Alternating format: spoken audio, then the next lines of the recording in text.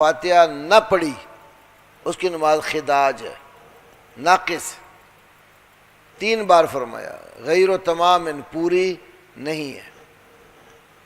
تو ان کے ایک شاگرد نے سوال کیا، انا نکون وراء الامام، بے شک ہم امام کے پیچھے ہوں تو پھر بھی؟ فرمایا اقرا بہا فی نفسک یا فارسی، اے فارسی اس کو آہستہ پڑھ۔ امام کے پیچھے ہوں پھر بھی اس کو آہستہ پڑھ لے۔ کہتے میں نے اللہ کے نبی صلی اللہ علیہ وسلم کو کہتے ہوئے سنا، آپ صلی اللہ علیہ وسلم نے فرمایا اللہ کہتا ہے۔ جس حدیث میں یہ ہو کہ آپ فرمائیں اللہ کہتا ہے، اس کو کون سی حدیث کہتے ہیں؟ حدیث قدسی۔ اللہ کہتا ہے قسمت الصلاۃ بینی و بین عبدی نصفین، میں نے نماز اپنے اور اپنے بندے کے درمیان 2 حصوں میں تقسیم کی۔ کیا تقسیم کی؟ نماز اپنے اور اپنے بندے کے درمیان کیا تقسیم کی؟ نماز۔ یہ ایک مسئلہ سمجھانے کے لیے ساتھ ضمناً زور دے رہا ہوں، قسمت الصلاۃ، ورنہ تو آپ کو یہی سب سمجھائیں گے انشاءاللہ تعالی۔ کل بڑا لمبا درس ہو گیا نا، انہوں نے کہا رمضان سے پہلے طلاق والے مسئلے پر گفتگو ہو جائے۔ کوئی فائدہ ہوا؟ چیزیں نوٹ کی؟ جتنے استاد آئیں تو آپ ان کی باتیں سن کر پوائنٹس لکھا کرنے ہیں، تاہی آپ کو فائدہ دیں گے۔ قسمت الصلاۃ، میں نے نماز کو تقسیم کر دیا، بین عبدی، بینی و بین عبدی، اپنے اور اپنے بندے کے درمیان نصفین، 2 حصوں میں۔ وہ کیا تقسیم کیا؟ بندہ کہتا ہے الحمدللہ رب العالمین، تمام تعریف اللہ کے لیے ہے جو سب جہانوں کو پالنے والا ہے۔ بندہ جب یہ پڑھتا ہے نا، اللہ جواب میں کہتا ہے حمدنی عبدی، حمدنی عبدی، میرے بندے نے میری حمد بیان کی۔ بندہ جب کہتا ہے الرحمن الرحیم، رب وہ ہے جو بہت زیادہ رحم والا، نہایت مہربان ہے، اللہ تعالیٰ جواب میں کہتا ہے اثنا علی عبدی، میرے بندے نے میری ثنا بیان کی۔ بندہ جب کہتا ہے مالک یوم الدین، وہ رب تو قیامت کے دن کا مالک ہے، تو اللہ کہتا ہے مجدنی عبدی، میرے بندے نے میری بزرگی بیان کی۔ بندہ جب کہتا ہے ایاک نعبد و ایاک نستعین، ہم تیری ہی عبادت کرتے ہیں اور تجھ ہی سے مدد طلب کرتے ہیں، تو اللہ کہتا ہے ھذا بینی و بین عبدی ولعبدی ما سأل، یہ میرے اور میرے بندے کے درمیان، اور میرے بندے نے جو سوال کیا اسی کے لیے۔ سستی آ گئی ہے، جائیں وضو کر کے منہ ہاتھ دھو کے آ جائیں، جاؤ یہ جگہ بدلو۔ یہ میرے اور میرے بندے کے درمیان ہے، میرے بندے نے جو سوال کیا وہ اسی کے لیے ہے۔ اب پھر بندہ جب کہتا ہے اہدنا الصراط المستقیم آخر تک، تو یہ جتنا آخر میں لگتا ہے ہاؤلاء لعبدی، اللہ کیا کہتا ہے ہاؤلاء لعبدی ولعبدی ما سأل، یہ سارا کچھ میرے بندے کے لیے ہے، میرے بندے نے جو سوال کیا وہ اسی کا ہے۔ اب یہاں پر 2 باتیں سمجھاتا ہوں آپ کو۔ قسمت الصلاۃ، کیا کہا میں نے کس کو تقسیم کیا؟ تو آگے جو تقسیم بتائی وہ کس کی ہے؟ سورۃ فاتحہ کی۔ اس میں رکوع ہے، سجدہ ہے، اتحیات ہے، کچھ نہیں ہے نا، تو صرف فاتحہ ہے، تو کیا نتیجہ نکلا؟ اللہ فاتحہ کو کیا کہہ رہا ہے؟ صلاۃ۔ فاتحہ کو کیا کہہ رہے ہیں؟ صلاۃ، نماز۔ اسی لیے جہاں فاتحہ نہیں ہے وہاں نماز بھی نہیں ہے. لا صلاۃ لمن لم یقرأ بفاتحۃ الکتاب. یہ مسئلہ سمجھائے؟ میں اس میں ایک دو اضافے کر دوں. اللہ اکبر. خواجہ نظام الدین اولیاء، یہ اس لیے بتانے لگا آپ کو کہ یہ جو ہمارا بریلوی طبقہ ہے نا، یہ صوفیاء کی باتوں کو بڑی ویلیو دیتا ہے. خواجہ نظام الدین اولیاء، ان کے حالات زندگی میں لکھا ہے مولوی عبدالحی الحسنی نے، یہ جو ابو الحسن الندوی کے والد تھے. کتاب کا نام ہے نزہۃ الخواطر. نزہۃ الخواطر مکتبہ میں پڑھی ہے، کتب رجال میں. نزہۃ الخواطر. خواجہ نظام الدین سے کسی نے پوچھا حضرت مقتدی کو امام کے پیچھے فاتحہ پڑھنی چاہیے؟ انہوں نے کہا ہاں پڑھنی چاہیے. اللہ کے نبی کی حدیث ہے لا صلاۃ لمن لم یقرأ بفاتحۃ الکتاب. جو فاتحہ نہ پڑھے اس کی نماز ہی نہیں ہوتی.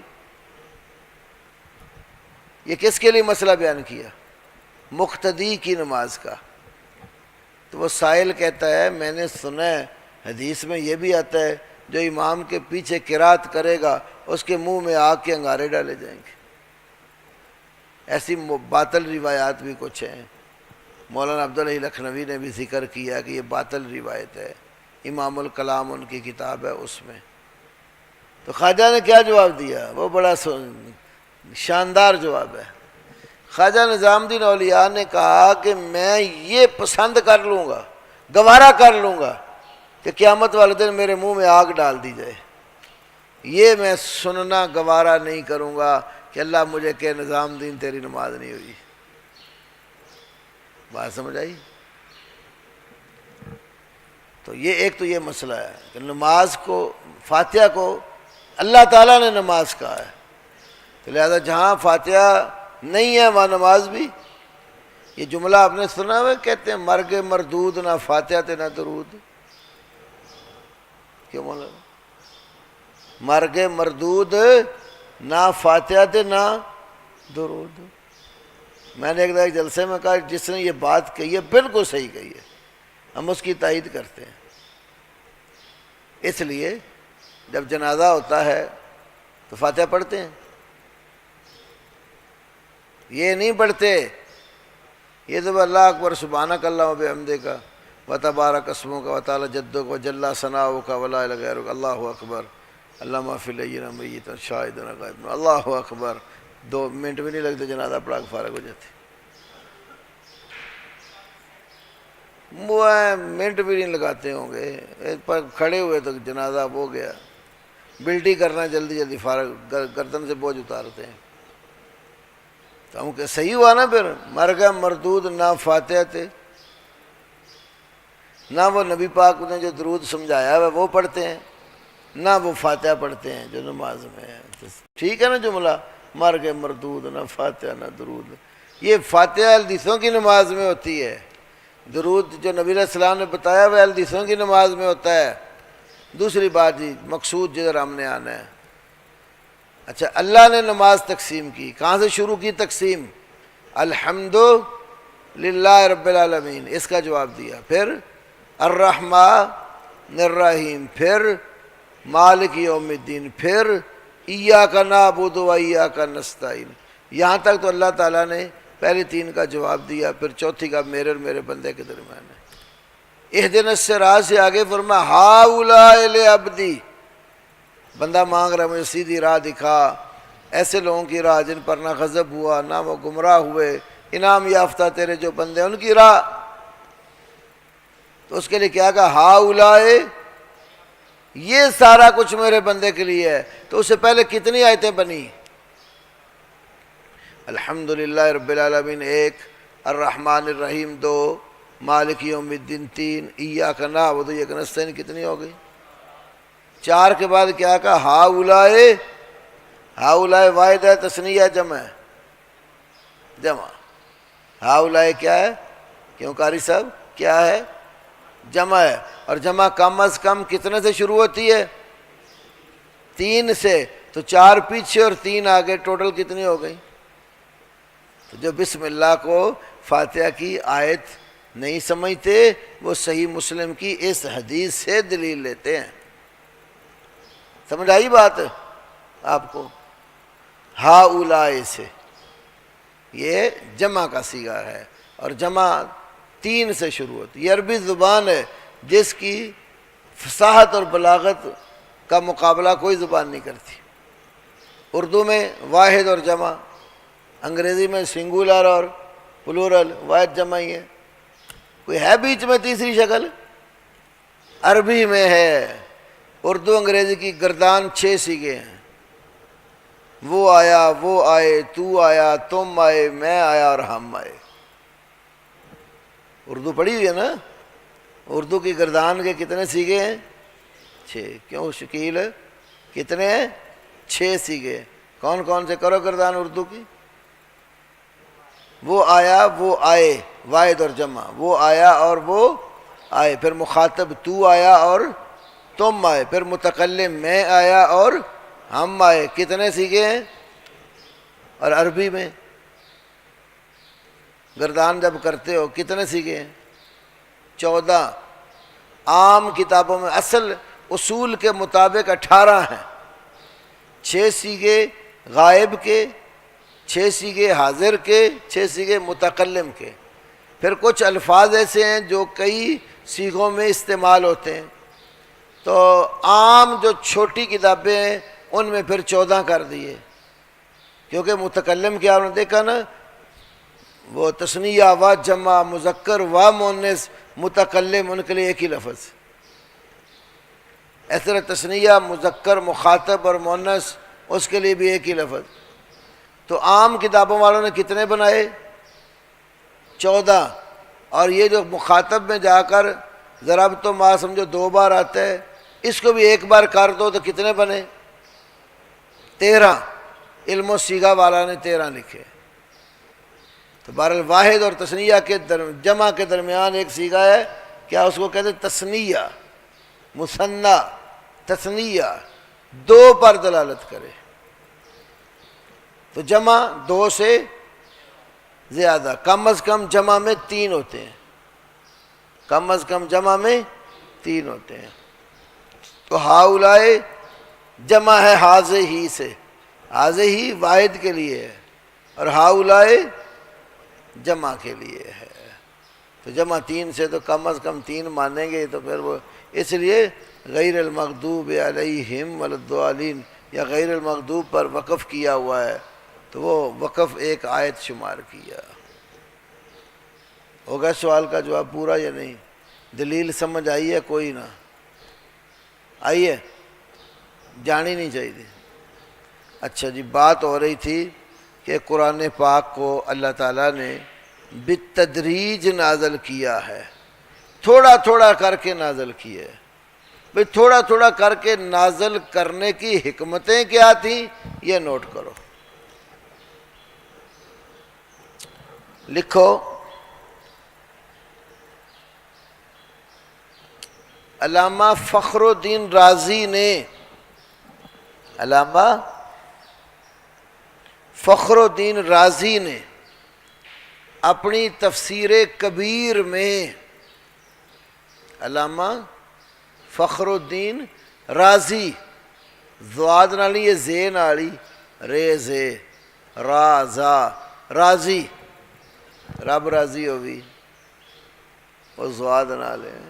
علامہ فخر الدین رازی نے اپنی تفسیر کبیر میں جلد نمبر 6 صفحہ 336، یہ مصری طبع ہے پرانی، جلد نمبر 6 صفحہ 336 میں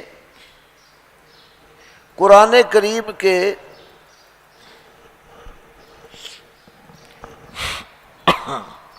کریم کے بالتدریج، آہستہ آہستہ، تدریج کا معنی آہستہ آہستہ، بالتدریج نازل ہونے کی جو حکمتیں بیان کی ہیں، جو حکمتیں بیان کی ہیں، ان کا خلاصہ یہ ہے۔ نمبر 1،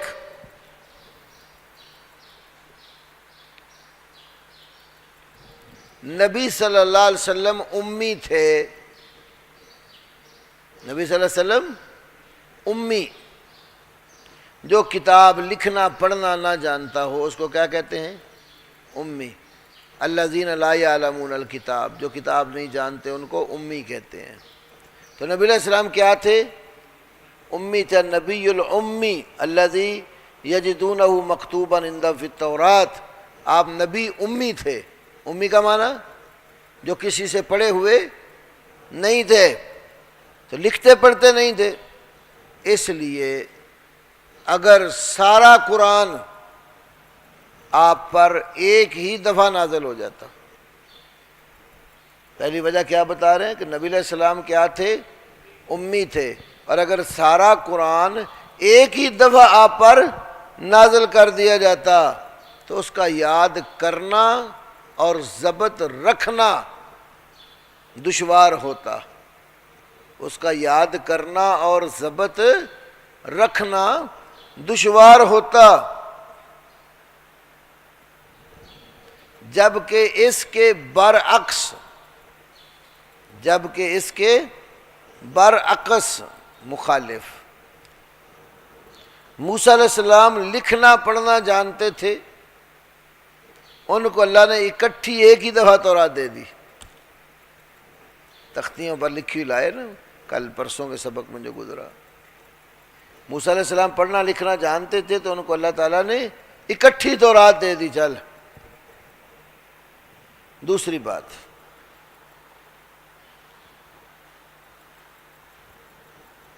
اگر پورا قرآن ایک ہی دفعہ نازل کر دیا جاتا، اگر پورا قرآن ایک ہی دفعہ نازل کر دیا جاتا تو تمام احکام کی پابندی فوراً لاگو ہو جانی تھی۔ اگر پورا قرآن ایک ہی دفعہ نازل کر دیا جاتا تو تمام احکام کی پابندی فوراً لاگو ہو جاتی۔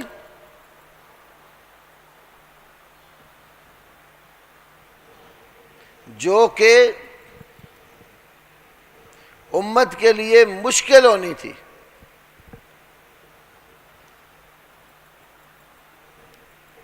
تو اللہ تعالیٰ کے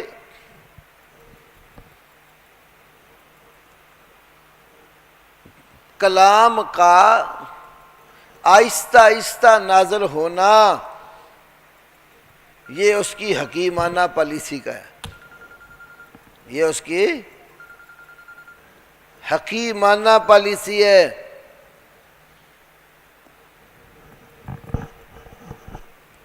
حکمت کا تقاضا ہی یہ تھا کہ بندوں کو یکدم بوجھ نہ ڈالیں، تھوڑے تھوڑے کر کے احکام دیتے چلے جائیں تاکہ اچھے طرح سیکھ کر عمل کرتے چلے جائیں۔ اگر پہلے دن ہی سارا قرآن آ جاتا، نمازیں بھی پڑھو، روزے بھی رکھو، جہاد بھی کرو، قتال بھی کرو، یہ بھی کرو، وہ بھی کرو، سارے احکام آ جاتے تو ماننے کوئی آسان تھے یا عمل کرنا آسان تھا؟ یہ حکمت کا تقاضا ہی یہ تھا کہ اس امت کے لیے تھوڑے تھوڑے کر کے احکام آتے۔ تیسری بات، نبی صلی اللہ علیہ وسلم کو اپنی قوم کی طرف سے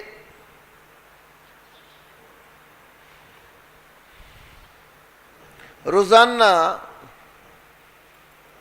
نئی نئی تکلیفیں برداشت کرنا پڑتی تھیں۔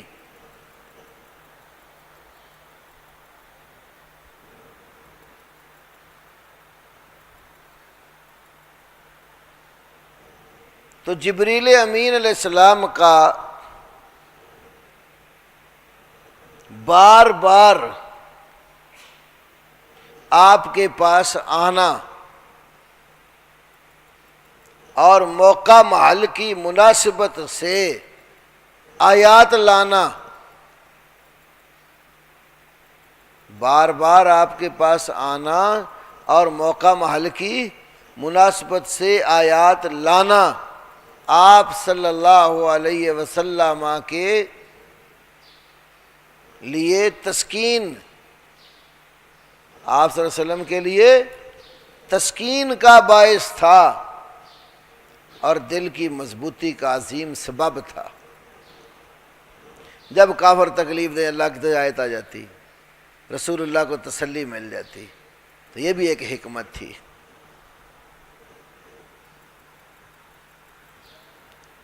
چوتھی بات، 3 وجہ ہو گئی، چوتھی وجہ، تیسری دوبارہ لکھ لیں۔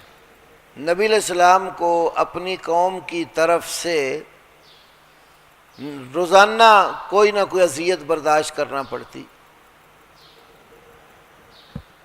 تو جبریل علیہ السلام کا آپ پر بار بار آنا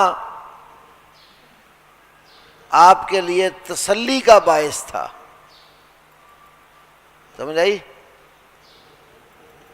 آپ کے لیے تسلی کا باعث تھا اور آپ کے دل کو مضبوط کرنے کا ایک قوی سبب تھا۔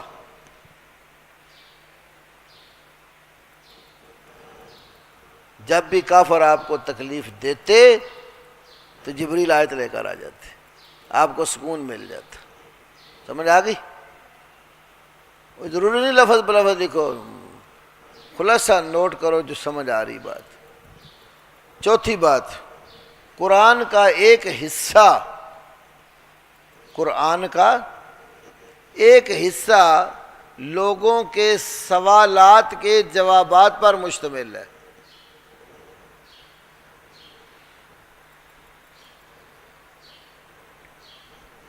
قرآن کا ایک حصہ لوگوں کے سوالات کے جوابات پر مشتمل ہے اور مختلف حالات اور واقعات سے متعلق ہے، اور مختلف حالات اور واقعات سے متعلق ہے۔ اس لیے ان آیات کا ان حالات کے مطابق نازل ہونا ہی مناسب تھا۔ جب سوال پوچھا اسی وقت ہی جواب دینا تھا، یہ نہیں ابھی سوال پیدا نہیں ہوئے جواب پہلے ہی بھیج دیے۔ یہ بھی حکمت کا تقاضا تھا کہ جب بھی کوئی مسئلہ پوچھتا، جیسے یسألونک عن الیتامی یستفتونک فی الکلالہ، اس طرح کی آیتیں قرآن میں کئی ایک ہیں۔ آپ سے مسئلہ پوچھتے، یسألونک عن الاہلہ، جب چاندوں کے بارے میں سوال کرتے آپ سے، تو جب سوال ہونا تھا تو جواب بھی تو اسی وقت ہی ہونا تھا نا۔ یہ سوال و جواب والی آیات بھی بتاتی ہیں کہ قرآن اکٹھا نازل نہیں ہوا، ٹھہر ٹھہر کے نازل ہونا اس کا یہ حکمت کے مطابق تھا۔ اچھا، قرآن پاک کے نزول کے حوالے سے آگے لکھو، اس کی 2 قسمیں ہیں۔ نزول قرآن کی کتنی قسمیں ہیں؟ 2۔ نزول قرآن کی 2 قسمیں ہیں۔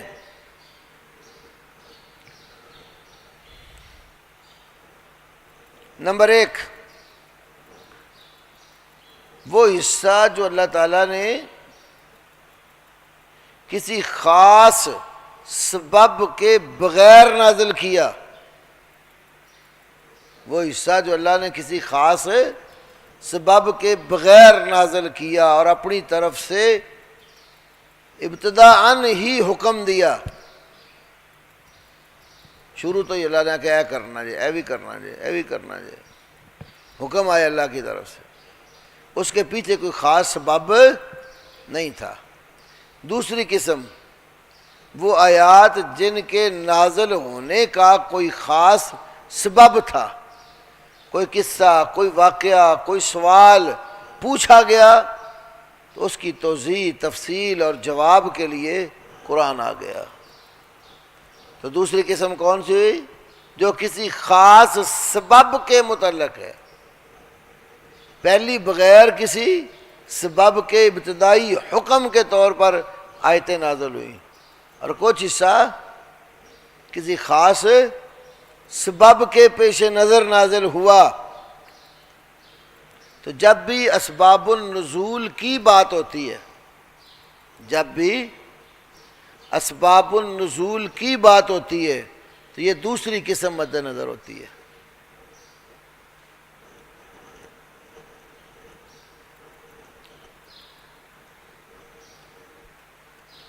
مفسر قرآن کے لیے، مفسر قرآن کے لیے اسباب النزول کی معرفت ضروری ہے۔ مفسر قرآن کے لیے اسباب النزول کی معرفت ضروری ہے۔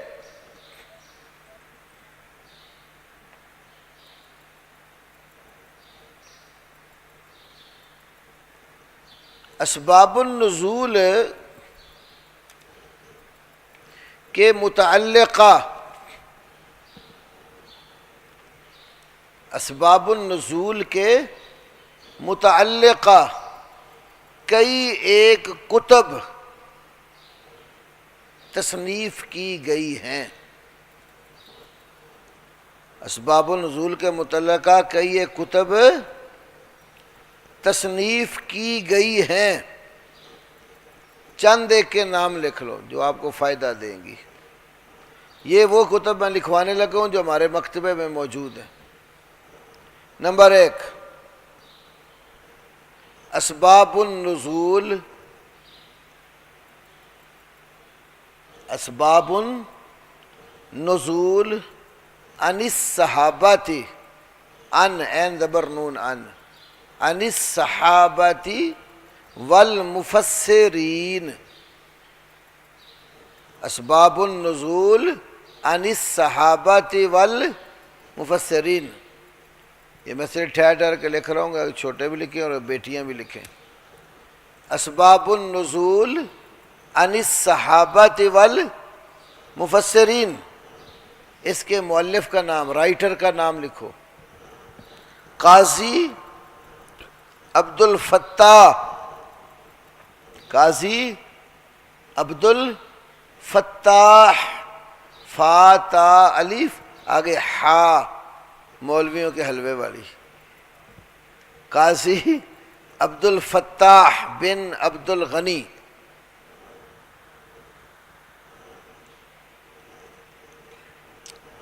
نمبر 2، تسہیل الوصول، تسہیل، تاسین آدو آنکھوں والی، یا اور لام، تسہیل، الوصول، الف لام واو صاد پھر واو پھر لام، تسہیل الوصول الی معرفت اسباب النزول، الی معرفت اسباب النزول۔ یہ ہے خالد بن عبد الرحمن کی کتاب۔ خالد بن، یہ دمشق کے اندر دار الافتاء میں مدرس ہے، خالد بن عبد الرحمن۔ نمبر 3، اسی کتاب کا ترجمہ بھی ہو چکا ہے، یہ ساتھ لکھ لو اسے نیچے ادھر ہی۔ ترجمے کا نام ہے قرآنی آیات کے شان نزول، یہ اردو زبان میں ترجمہ ہو چکا ہے۔ عربی جس کو نہ آتی ہو پھر یہ اردو والی پڑھ لے، قرآنی آیات کے شان نزول۔ یہ مترجم اس کے مولوی ریاض احمد صاحب ہے، مکتبہ رحمانیہ والوں نے شائع کی ہے۔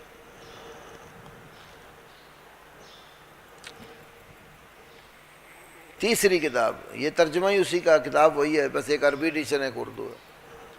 لباب النقول، لباب لام با الف با، لباب النقول نقل کی جمع نقول، لباب النقول فی اسباب النزول،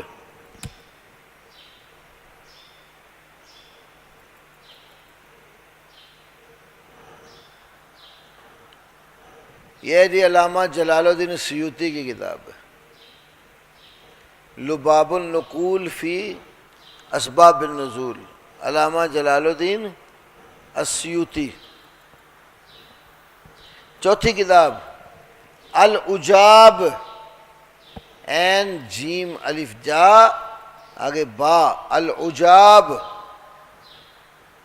فی بیان الاسباب، العجاب فی بیان الاسباب، یہ حافظ ابن حجر عسقلانی کی کتاب ہے، حافظ ابن حجر عسقلانی۔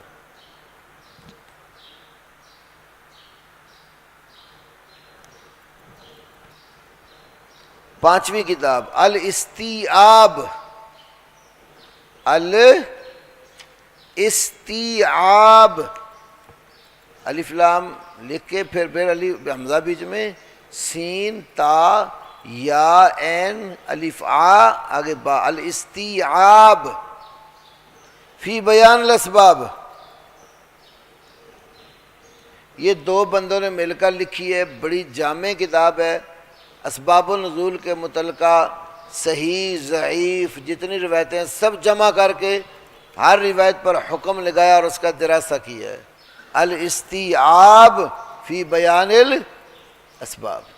دو مؤلف ہیں اس کے، ایک شیخ سلیم بن عید الہلالی، یہ شیخ البانی کے شاگرد ہے، شیخ سلیم بن عید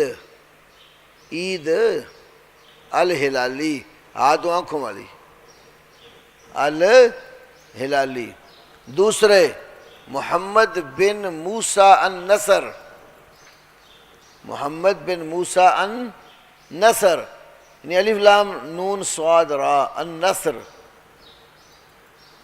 تو استیعاب کتنی جلدیں ہیں نظر آ رہی؟ کتنی ہیں؟ 3۔ آگے لکھو جی، چھٹی کتاب اسباب النزول، اسباب النزول والقصص الفرقانیہ، والقصص قاف صاد اور صاد، والقصص الفرقانیہ، فرقان سے فرقانیہ، نون یا اور گولتا، القصص الفرقانیہ، یہ محمد بن اسعد العراقی کی کتاب ہے، محمد بن اسعد العراقی، 2 جلدوں میں چھپی ہے یہ۔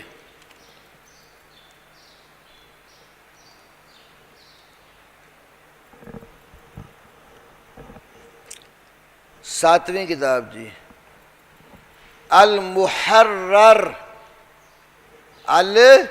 المحرر میم حا را را، المحرر فی اسباب نزول القرآن، المحرر فی اسباب نزول القرآن، 2 جلدیں ہیں، دکتور خالد بن سلمان کی کتاب ہے، 2 جلدیں ہیں، مؤلف کون ہے؟ دکتور ڈاکٹر خالد بن سلمان۔ 8ویں کتاب الجامع العام الصحیح، الجامع العام الصحیح ہو، پہلے الجامع پھر العام، عین الفا، یہ الف مدہ والا عام نہیں ہے، العام الصحیح لے اسباب نزول آیات القرآن، لاسباب نزول آیات القرآن. یہ طارق بن عاطف اس کا مؤلف ہے. دو بڑی اور اہم کتابیں ہیں. نامی کتاب اسباب النزول، اسباب النزول، یہ علامہ علی بن احمد الواحدی، علامہ علی بن احمد الواحد سے واحدی النشابوری، الواحدی النشابوری. نشاپور جگہ ہے نا، پہ چونکہ عربی میں نہیں ہے، جب بے بولتے ہیں. النشابوری یہ اسباب النزول علی بن احمد الواحدی النشابوری لکھ لیا. آخری کتاب الصحیح المسند من اسباب النزول، الصحیح المسند، صحیح الف لام لگا کر، المسند الف لام میم سین نون اور دال. مؤلف ہیں اس کے شیخ مقبل، میم قاف دو نقطوں والا با اور لام، شیخ مقبل بن ہادی الیمنی، شیخ مقبل بن ہادی الیمنی، ان کو الوادعی بھی کہتے ہیں. یہ شیخ مقبل نے اپنی تحقیق کے مطابق اسباب النزول کے متعلقہ جتنی صحیح روایات تھی نا وہ چناؤ کر کے جمع کر. یہ کتاب عام مل جاتی ہے یہ عربی کتابوں والوں سے، کوئی اور کتاب نہ ملے تو دو کتابیں ضرور حاصل کرنے کی کوشش کریں. ایک صحیح المسند اور دوسری الاستیعاب. آپ جہاں بھی پڑھیں گے پڑھائیں گے آیات کے شان نزول دیکھنے ہوں کہ صحیح حدیث کی روح سے صحیح سند سے کیا کیا ثابت ہے، تو یہ دو کتابیں آپ کو کام دیں گی زیادہ. باقی تو میں نے کتنے لکھوا دیے، یہ کم از کم استیعاب اور یہ آپ کے پاس ہونی چاہیے. صحیح المسند من اسباب النزول، یہ آپ کو نفع دے گی جس وقت آپ کریں گے کام، لکھیں گے پڑھیں گے پڑھائیں گے تو صحیح سند سے معلوم ہو جائے گا کہ اس کا شان نزول کیا ہے. یہ تو تھی اسباب النزول کے متعلقہ کتب. اب کچھ قواعد ہیں جو اسباب النزول کے حوالے سے یاد رکھنے ضروری ہیں، وہ میں انشاءاللہ اگلے وقفے میں آپ کو بتاؤں. کل کا طبیعت ٹھیک نہیں، 3-4 دفعہ پچھلے ٹائم وومٹنگ ہوئی ہے، الٹی آئی ہے رات کو بھی، تو میں نے کہا کہ چھٹی نہ ہو تو اگلے وقفے میں پھر یہ پڑھاتا ہوں انشاءاللہ تعالی.